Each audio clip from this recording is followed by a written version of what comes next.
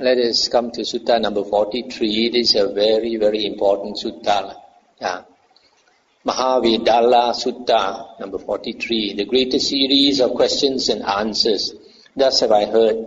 On one occasion, the Blessed One was living at Savatthi in Jeta's Grove, Anathapindika's park. Then when it was evening, the Venerable Mahakotita rose from meditation, went to the Venerable Sariputta, and exchanged greetings with him. When this courteous and amiable talk was finished, he sat down at one side and said to the Venerable Sariputta, one who is unwise is said, friend. With reference to what is this said, one who is unwise? And the reply was, one does not wisely understand. One does not wisely understand, friend. That is why it is said, one who is unwise. And what doesn't one wisely understand? One does not wisely understand. This is suffering. One does not wisely understand. This is the origin of suffering. One does not wisely understand. This is the cessation of suffering. One does not wisely understand. This is the way leading to the cessation of suffering. One does not wisely understand. One does not wisely understand. Friend, that is why it is said, one who is unwise. Saying, good friend, the Venerable Mahakotita delighted and rejoiced in the Venerable Sariputta's words. Then he asked him a further question. One who is wise is said, friend. In reference to what is this said, one who is wise? One wisely understands, friend. That is why it is said, one who is wise. What does one wisely understand? One wisely understands, this is suffering. One wisely understands, this is the origin of suffering. One wisely understands, this is the cessation of suffering. One wisely understands, this is the way leading to the cessation of suffering. One wisely understands, friend. That is why it is said, one who is wise. Stop here for a moment. So here you see in the Buddha's teachings, a wise person is one who understands the Four Noble Truths. That means one who understands the Dhamma. Because one who understands the Dhamma is walking the good way that will bring him to a good destination of rebirth. Whereas one who does not understand the Dhamma, basically the Four Noble Truths, is a foolish fellow who will end up in the woeful destinations of rebirth. Consciousness is said, friend. In reference to what is consciousness said? It cognizes, friend. That is why consciousness is said. What does it cognize? It cognizes this is pleasant. It cognizes this is painful. It cognizes this is neither painful nor pleasant. It cognizes, friend. That is why consciousness is said. Wisdom and consciousness, friend, are these states conjoined or disjoined? And is it possible to separate each of these states from the other in order to describe the difference between them? Wisdom and consciousness, friend, these states are conjoined, not disjoined, and it is impossible to separate each of these states from the other in order to describe the difference between them. For what one wisely understands, that one cognizes, and what one cognizes, that one wisely understands.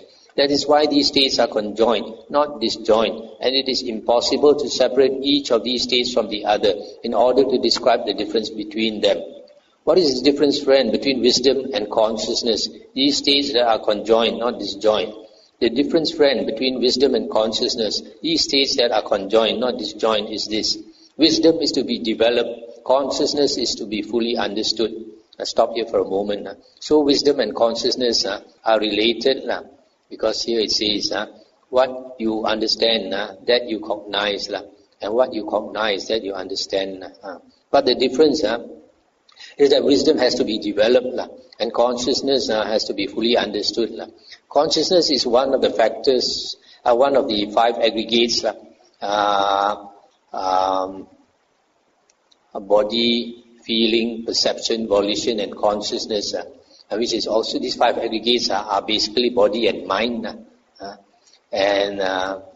So body and mind, these five aggregates in the Buddha's teachings are impermanent, suffering and not self.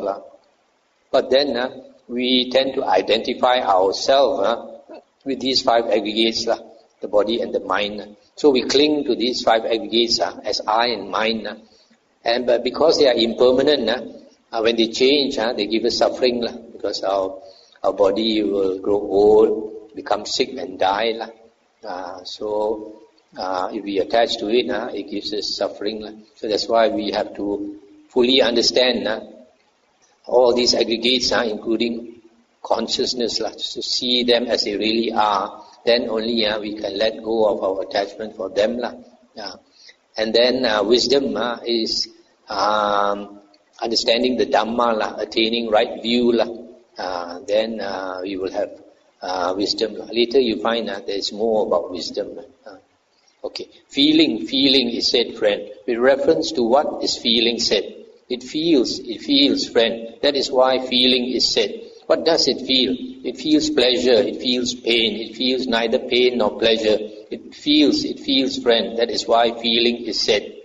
Perception is said, friend. With reference to what is perception said? It perceives, friend. That is why perception is said.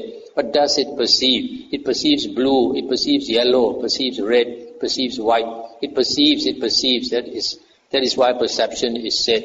Feeling, perception and consciousness, friend, are these states conjoined or disjoined? And is it possible to separate each of these states from the others in order to describe the difference between them?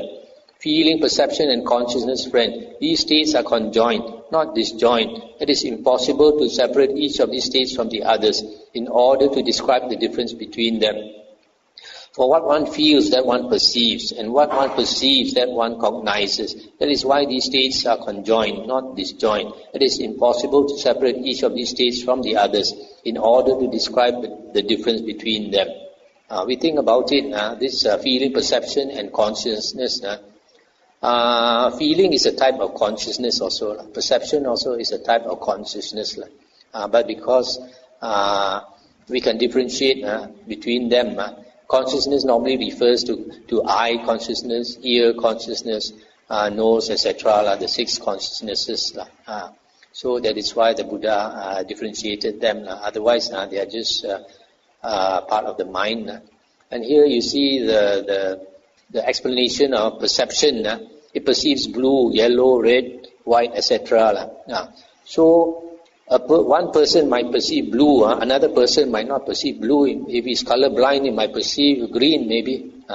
So perception is not an absolute. For example, you see somebody, you might perceive that person is handsome or beautiful. Somebody else may not see that person as handsome or beautiful.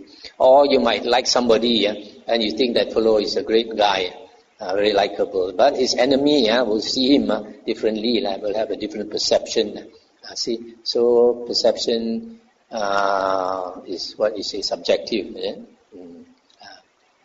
Okay, to continue. Friend, what can be known by purified mind consciousness released from the 5 faculties? Friend, by purified mind consciousness released from the 5 faculties, the base of infinite space can be known thus. Space is infinite. The base of infinite consciousness can be known thus. Consciousness is infinite. The base of nothingness can be known thus. There is nothing. Friend, with what does one understand a state that can be known? Friend, one understands a state that can be known with the eye of wisdom. Friend, what is the purpose of wisdom? The purpose of wisdom, friend, is direct knowledge. Its purpose is full understanding. Its purpose is abandoning. I'll stop here for a moment. Here, there are 2 things here very important. Here, it says to attain the base of infinite space, which is arupa jhana. The mind consciousness has to be released from the 5 faculties. The 5 faculties are the eye faculty, seeing faculty, hearing, smelling, taste and touch faculties. In other words, for a person to enter the arupa jhana, these 5 faculties must close. 5 faculties must close. So here is very clear. To attain arupa jhana, these 5 senses close down. Not in the rupa jhana. Not in rupa jhana. It's only in the arupa jhana. Remember, was it yesterday, we read about the rupa jhanas, where it is said that when a person attains the first rupa jhana, he makes this piti and sukha, delight and pleasure, fill his body, pervade his body, right? So he's still conscious of his body. He's not unconscious of his body. So it's only in the arupa jhana that these five senses close. The other thing at the bottom here is very, very important. The purpose of wisdom is direct knowledge, full understanding and abandoning. You can say this is the characteristic of knowledge. Direct knowledge means seeing clearly things as they really are. Then you have direct knowledge. And then from that, from seeing clearly, you understand it fully. And when you understand the Dhamma fully, you abandon, you let go.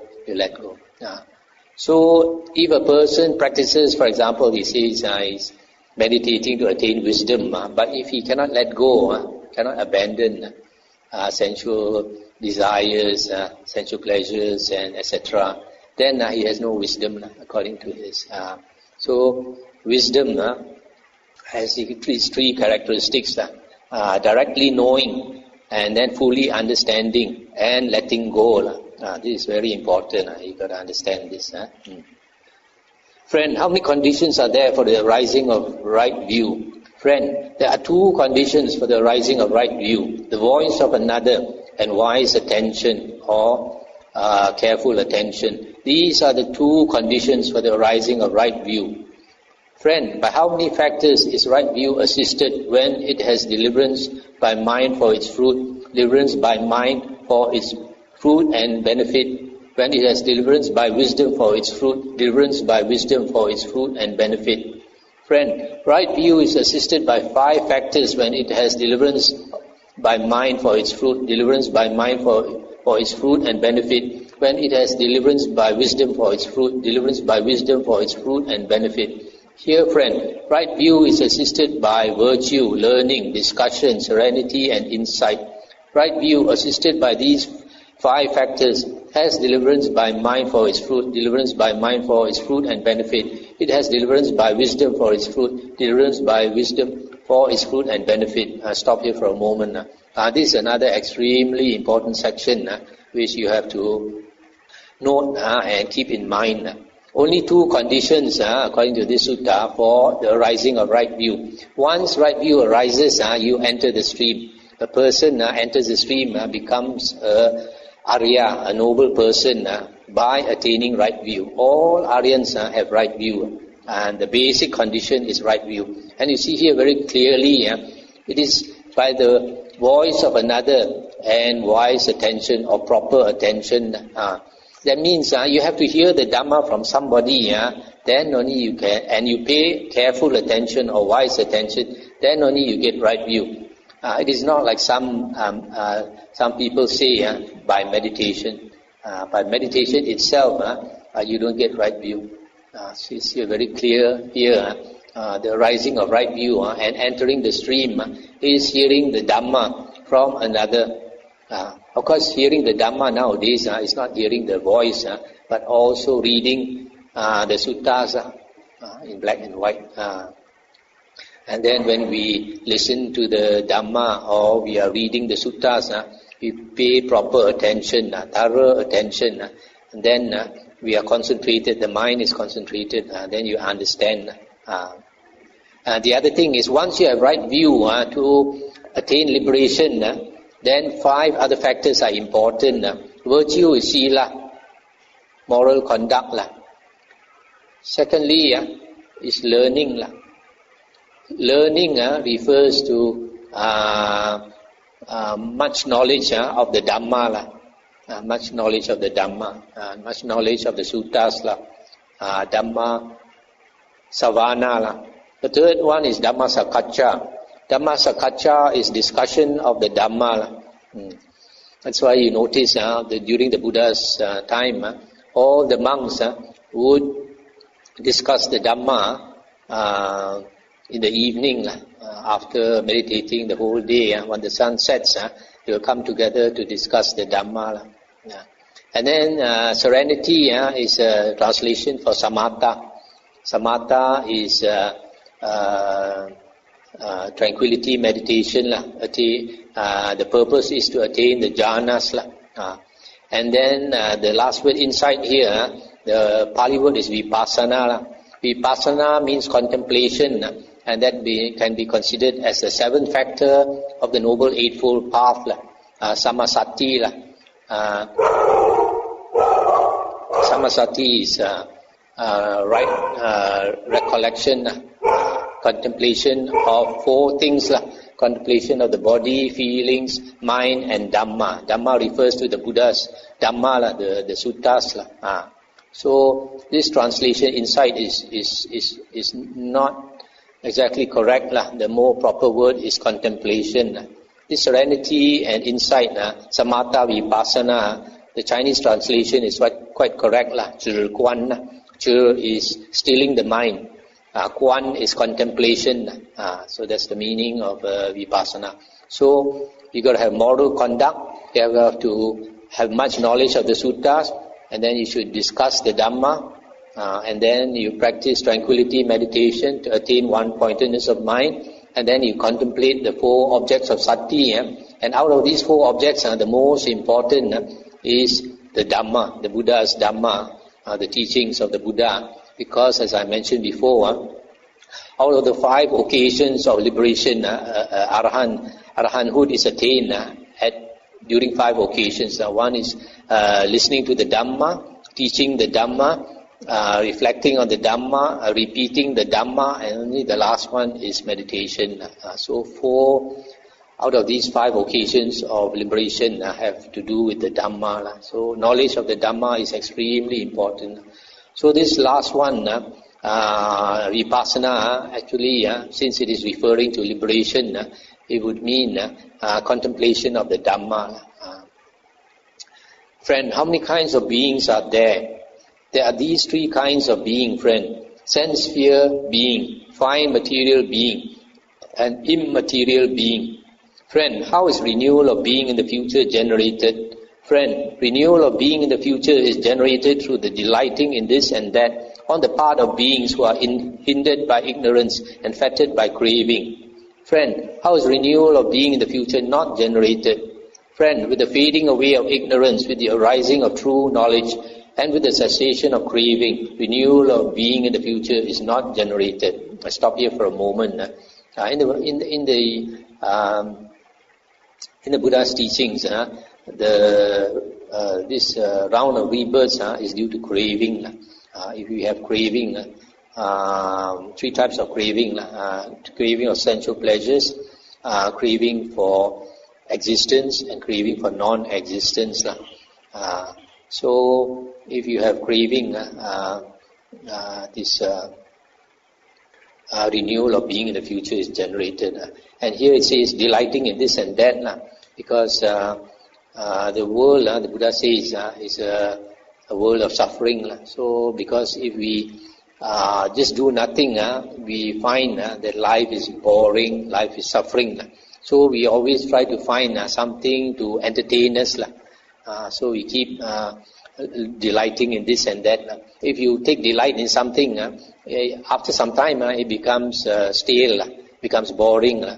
And then when you have too much of it, it becomes suffering. It's a nuisance already. So you have to change your interest. Keep changing your interest. So that's why you delight in this and that. And that is what normally people do. So that is the condition for the renewal of being in the future, the round of rebirths. Friend, what is the first jhana? Here, friend, quite secluded from sensual pleasures, secluded from unwholesome states, a monk enters upon and abides in the first jhana, which is accompanied by applied and sustained thought, the rapture with delight and pleasure born of seclusion. This is called the first jhana. Friend, how many factors does the first jhana have? Friend, the first jhana has 5 factors. Here, when a monk has entered upon the first jhana, there occurs applied thought, sustained thought, delight, pleasure, and unification of mind. That is how the first jhana has 5 factors. Friend, how many factors are abandoned in the first jhana, and how many factors are possessed? Friend, in the first jhana, 5 factors are abandoned, and 5 factors are possessed. Here, when a monk has entered upon the first jhana, sensual desire is abandoned, ill will is abandoned, sloth and torpor are abandoned, restlessness and remorse are abandoned, and doubt is abandoned, and there occur applied thought, sustained thought, delight, pleasure, and unification of mind. That is how in the first jhana, 5 factors are abandoned and 5 factors are possessed. Stop here for a moment. So, there are 5 jhana factors. For a person to enter the first jhana, 5 conditions must be there. Applied thought, sustained thought, vitaka, vichara. Then delight is piti. Pleasure or happiness is sukha. And unification of mind, or one-pointedness of mind, is ekagata. So this is in the suttas, is only these 5 factors that bring you into the first jhana. But later books like the Visuddhimagga, they stress on light, talk about seeing the light, and to them the light is a very necessary condition for the first jhana. But this is not what is stated in the suttas. In the suttas, light is not important. Only these 5 factors are important. Also, when a person attains the jhanas, the 5 hindrances are abandoned. Sensual desire, ill will, sloth and torpor, restlessness and remorse and doubt. And we saw earlier in the simile of the abandonment of the 5 hindrances that they are eliminated, not just during the time of the jhana, even out of the jhana. Friend, these 5 faculties each have a separate field, a separate domain, and do not experience each other's field and domain. That is, the eye faculty, ear faculty, nose faculty, tongue faculty, and body faculty. Now, of these 5 faculties, each having a separate field, a separate domain, not experiencing each other's field and domain, what is their refuge? What experiences their fields and domains? Stop here for a moment. This word resort here is a translation for pati sarana. Pati sarana basically is refuge. So like we Buddhang saranang gacchami, this sarana is refuge. Friend, these 5 faculties each have a separate field, a separate domain, and do not experience each other's field and domain. That is the eye faculty, ear, nose, tongue, body faculty. Now these 5 faculties, each having a separate field, a separate domain, not experiencing each other's field and domain, have mind as their refuge, and mind experiences their fields and domains. Friend, as to these 5 faculties, that is the eye faculty, ear, nose, tongue, body faculty, what do these 5 faculties stand in dependence on? Friend, as to these 5 faculties, that is the eye, ear, nose, tongue, and body faculties, these 5 faculties stand in dependence on life. Ayu here is translated as vitality, but I prefer life. Friend, what does life stand in dependence on? Life stands in dependence on heat. Friend, what does heat stand in dependence on? Heat stands in dependence on life. Just now, friend, we understood the Venerable Sariputta to have said, life stands in dependence on heat, and now we understand him to say, heat stands in dependence on life. How should the meaning of these statements be regarded? In that case, friend, I shall give you a simile, for some wise men here understand the meaning of a statement by means of a simile. Just as when an oil lamp is burning, its radiance is seen in dependence on its flame, and its flame is seen in dependence on its radiance. So too, life stands in dependence on heat, and heat stands in dependence on life. Stop here for a moment. So here it says that the 5 faculties, eye, ear, nose, tongue, and body, have mind as their refuge. Mind experiences the fields and domains. And these 5 faculties depend on life. Ayu. These 5 faculties stand in dependence on life. If there is no life, then these 5 faculties will cease to exist. And life stands in dependence on heat. When there is heat in our body, there is life. And vice versa. And when heat in our body also depends on our body being alive. If your body is not alive, you will not have heat. So that's why sometimes if a person falls into a freezing river or pond, then all the heat is taken up by the water, and you die of what? Hypothermia. You cannot live. Now we come to paragraph 23. Friend, is life volition a state of feeling, or is life volition one thing and states of feeling another? Life volition, friend, is not a state of feeling. If life volition was a state of feeling, then when a monk has entered upon the cessation of perception and feeling, he would not be seen to emerge from it. Because life volition is one thing and states of feeling another. When a monk has entered upon the cessation of perception and feeling, he can be seen to emerge from it. Stop here for a moment. Here I translate this life volition. The Pali is Ayu Sankara. Ayu Sankara. Ayu is life. Sankara is volition. Generally, Sankara, like in the five aggregates, Sankara is also volition. So here, life volition, the intention to live, you can say the will to live, is not feeling.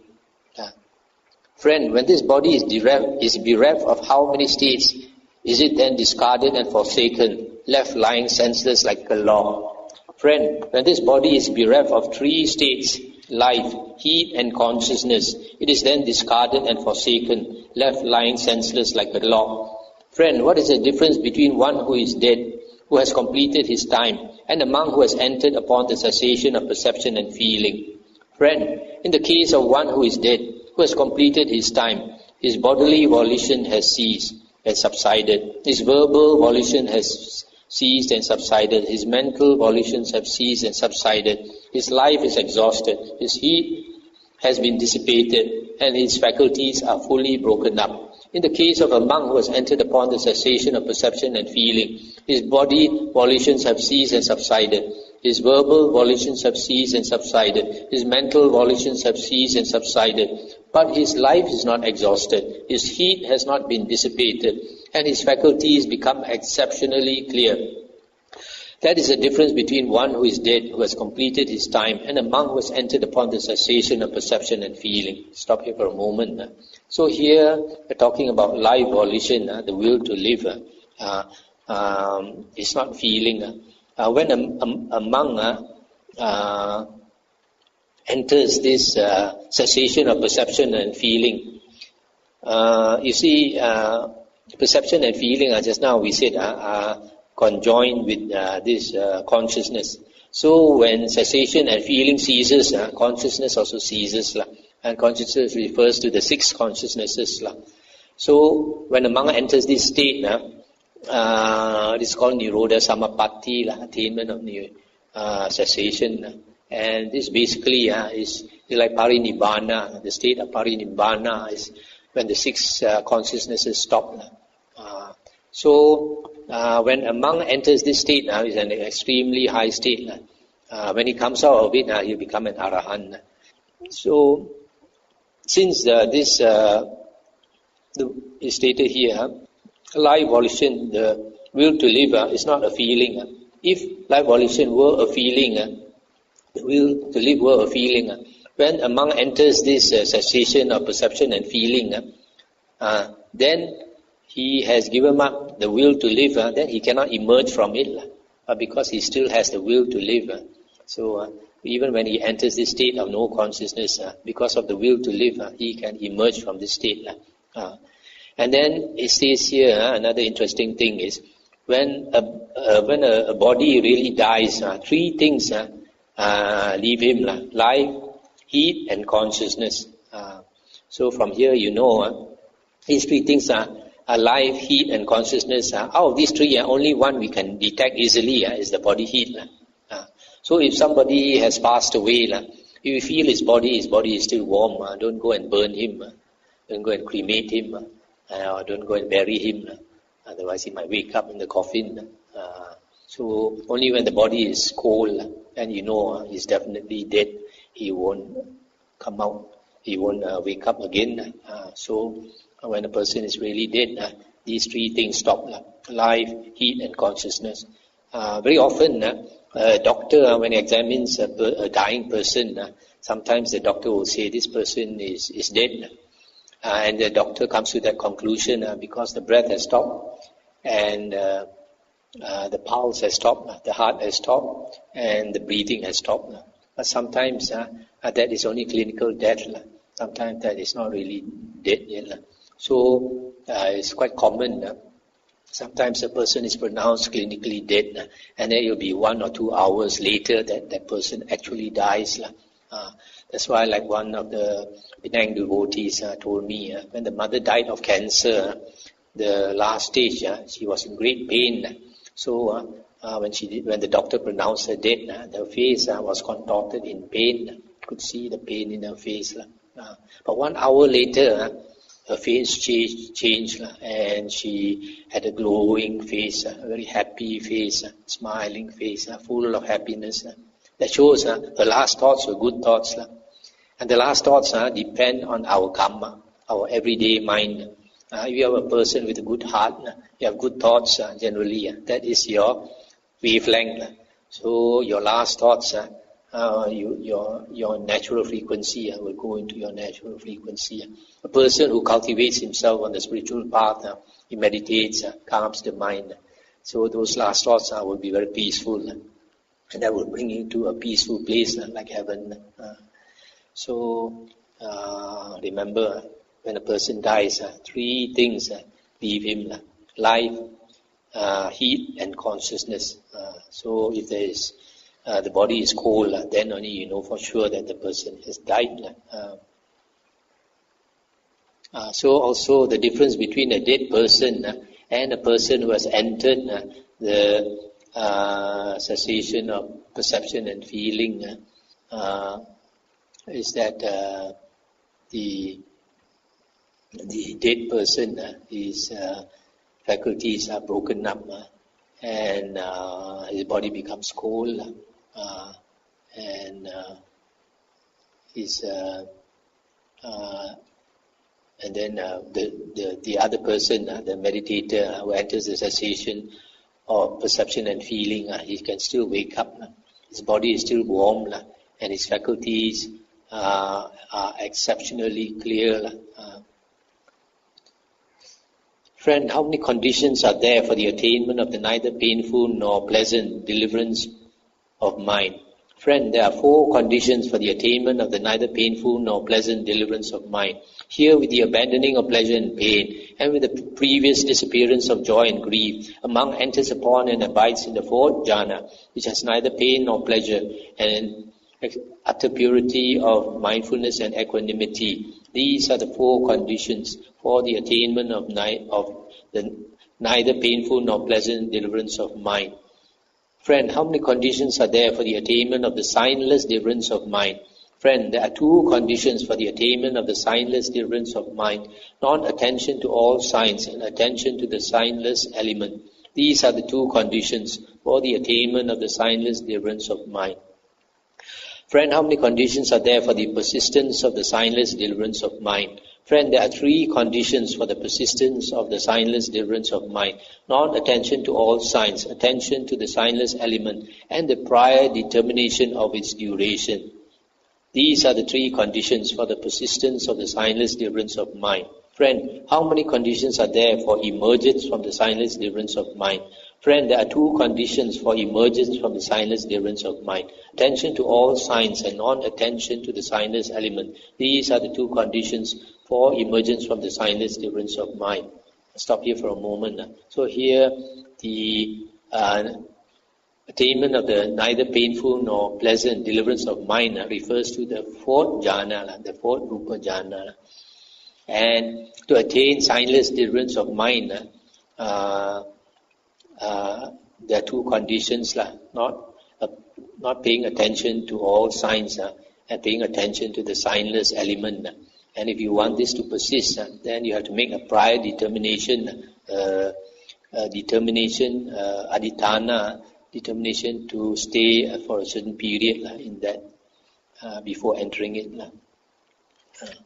Friend, the immeasurable deliverance of mind, the deliverance of mind through nothingness, the deliverance of mind through voidness, and the signless deliverance of mind. Are these states different in meaning and different in name, or are they one in meaning and different only in name? Friend, the immeasurable deliverance of mind, the deliverance of mind through nothingness, the deliverance of mind through voidness, and the signless deliverance of mind. There is a way in which these states are different in meaning and different in name, and there is a way in which they are one in meaning and different only in name. What, friend, is the way in which these states are different in meaning and different in name? Here among abides pervading one quarter with a mind imbued with loving kindness.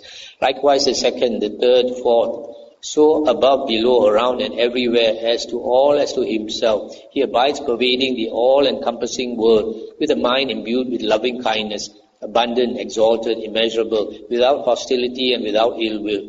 He abides pervading one quarter with a mind imbued with compassion, with joy, with equanimity. Likewise the second, likewise the third, likewise the fourth, etc. This is called the immeasurable deliverance of mind. And what, friend, is the deliverance of mind through nothingness? Here with the complete surmounting of the base of infinite consciousness, aware that there is nothing, a monk enters upon and abides in the base of nothingness. This is called the deliverance of mind through nothingness. And what, friend, is the deliverance of mind through voidness? Here a monk gone to the forest or to the root of a tree or to an empty hut reflects thus: this is void of a self or of what belongs to a self. This is called the deliverance of mind through voidness. And what, friend, is the signless deliverance of mind? Here, with non-attention to all signs, a monk enters upon and abides in the signless concentration of mind. This is called the signless deliverance of mind. This is the way in which these states are different in meaning and different in name. And what, friend, is the way in which these states are one in meaning and different only in name? Lust is a maker of measurement. Hate is a maker of measurement. Delusion is a maker of measurement. In a monk whose stains are destroyed, these are abandoned, cut off at the root, made like a palm stump, done away with, so that they are no longer subject to future arising. Of all the kinds of immeasurable deliverance of mind, the unshakable deliverance of mind is pronounced the best. Now, that unshakable deliverance of mind is void of lust, void of hate, void of delusion. Lust is a something, hate is a something, delusion is a something. In a monk whose stains are destroyed, these are abandoned, cut off at the root, made like a palm stump, done away with, so that they are no longer subject to future arising. Of all the kinds of deliverance of mind through nothingness, the unshakable deliverance of mind is pronounced the best. Now that unshakable deliverance of mind is void of lust, hatred and delusion. Lust is a maker of signs, hatred is a maker of signs, delusion is a maker of signs. In a monk whose stains are destroyed, these are abandoned, cut off at the root, made like a palm stump, done away with, so that they are no longer subject to future arising. Of all the kinds of signless deliverance of mind, the unshakable deliverance of mind is pronounced the best. Now that unshakable deliverance of mind is void of lust, void of hate, void of delusion. This is the way in which these states are one in meaning and different only in name. That is what the Venerable Sariputta said. The Venerable Mahakotita was satisfied and delighted in the Venerable Sariputta's words. At the end, that's the end of the sutta. So just to recap, because this sutta is extremely important, I just like to recap the important points.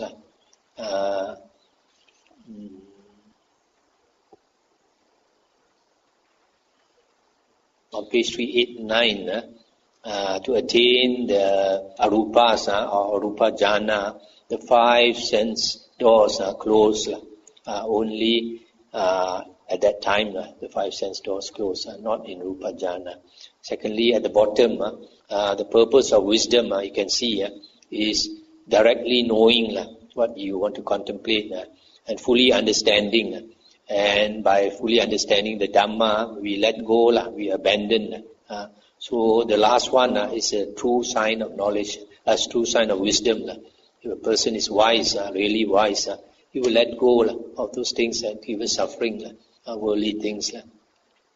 Then on page 390, the condition for the rising of right view, the voice of another and wise attention. Only by listening to the Dhamma and paying proper attention can you get right view and enter the stream. Without listening to the Dhamma from another person, you will not be able to become an Arya. That's why in the Buddha's teachings, the knowledge of the Dhamma is extremely important. Then after that, to attain enlightenment, you need moral conduct, knowledge of the Dhamma, discussion of the Dhamma, and then samatha and vipassana, practicing meditation and contemplation. And then on page 392, we find that when a body dies, then three things leave him: life or vitality, and then heat and consciousness. And out of these three, only heat you can sense. So only when a person's the dying person, the body has become cold, then you can be sure that the person is dead and will not revive.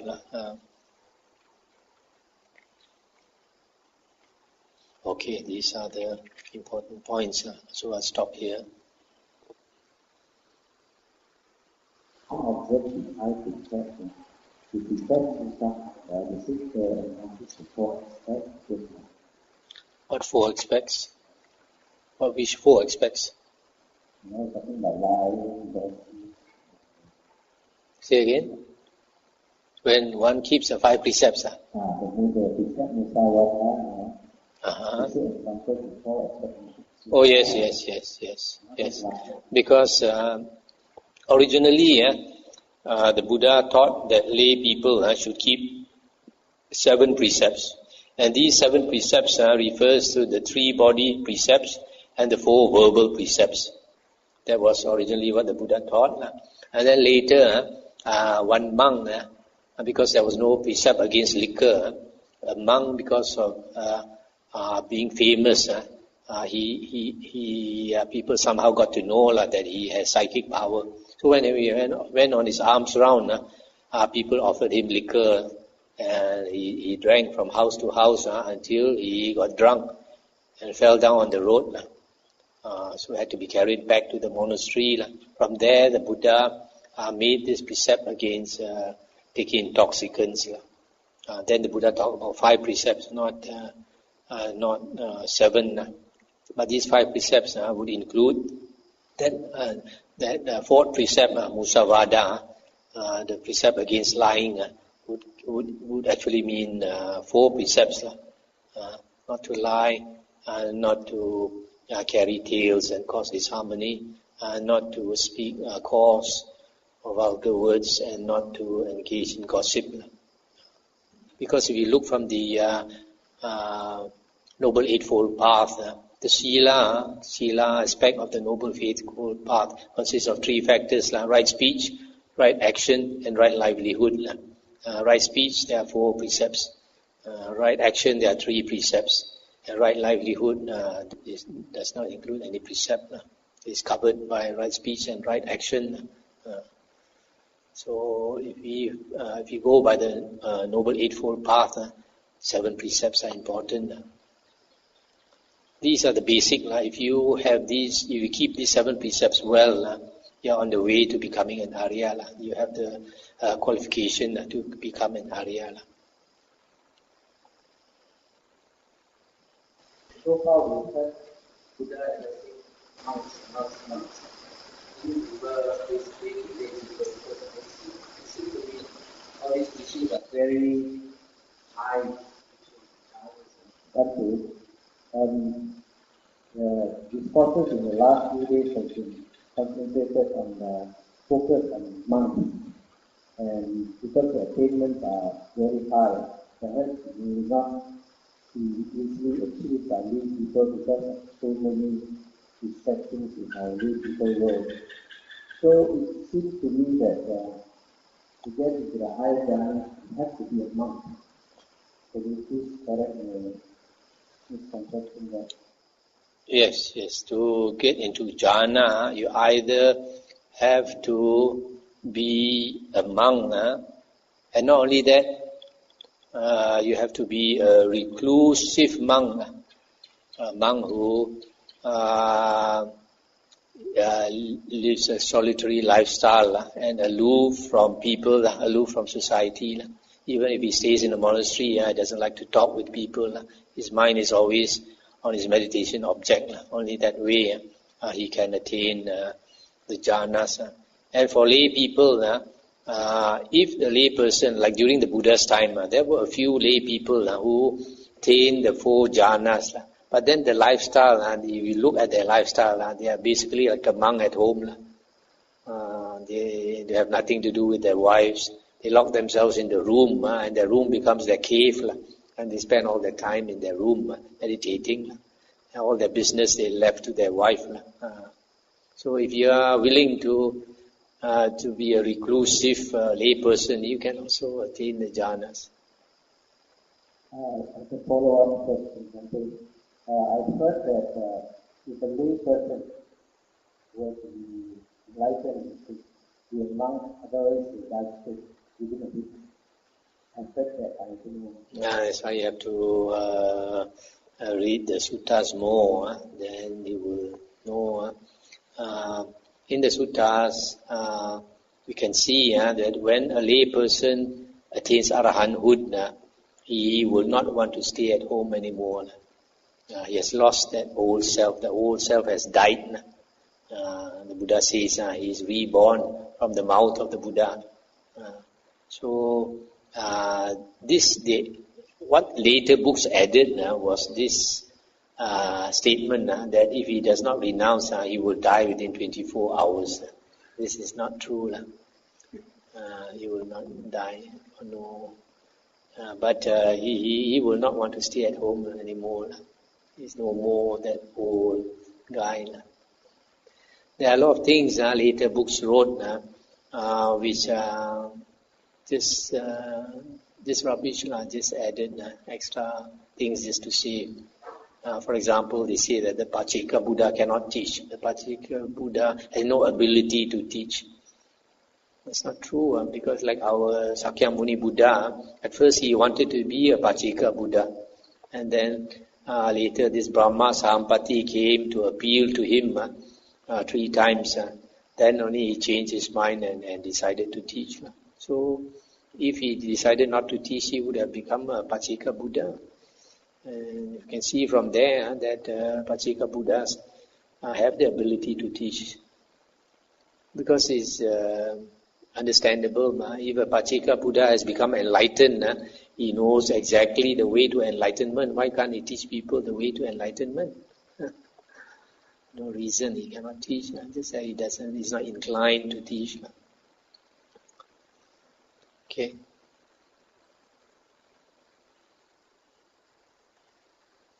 Can we translate it?